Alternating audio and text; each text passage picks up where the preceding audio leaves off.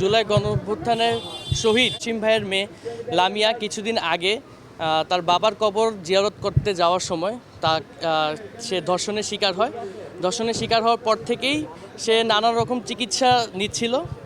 চিকিৎসা নেওয়ার সময় তার মানসিক অবস্থা খুবই খারাপ অবস্থাতে ছিল। আমরা জুলাই শহীদ স্মৃতি ফাউন্ডেশনের পক্ষ থেকে যখনই আমরা জানতে পারি যে শহীদ জসিম ভাইয়ের মেয়ের সাথে এরকম একটি ঘটনা ঘটেছে, আমরা তারপর থেকেই সর্বক্ষণ খোঁজখবর রাখছিলাম শহীদ জসিম ভাইয়ের মেয়ে লামিয়ার উপর, এবং তার প্রেক্ষিতেই আমরা বিভিন্নভাবে তাকে মেন্টাল কাউন্সিল ডাক্তার নিয়োগ করে মেন্টাল কাউন্সিল করছিলাম।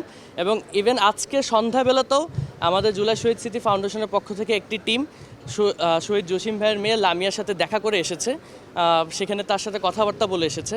কিন্তু মেন্টাল হেলথ আসলে এমন একটি বিষয়, এটিকে যদি গুরুত্ব সহকারে না দেখা হয়, এটি আসলে ক্রমাগতই খারাপের দিকে যেতে থাকে, যেটাই আমরা দেখলাম শহীদ জসিম ভাইয়ের মেয়ে লামিয়ার প্রতি।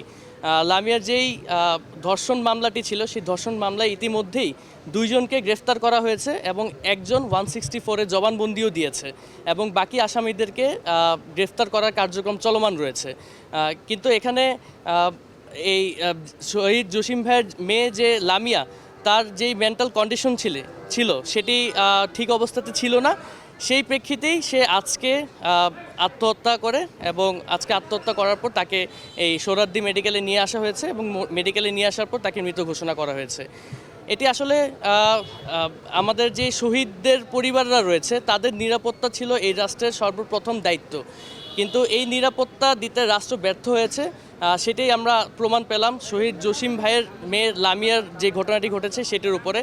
আমরা এর সুষ্ঠু বিচার দাবি করছি, এবং যত দ্রুত সম্ভব এই তদন্ত সম্পন্ন করে শহীদ জসিম ভাইয়ের মেয়ে লামিয়ার ধর্ষণ মামলার সাথে যারা জড়িত আছে তাদের সকলকে অবিলম্বে গ্রেফতার করার দাবি জানাচ্ছি।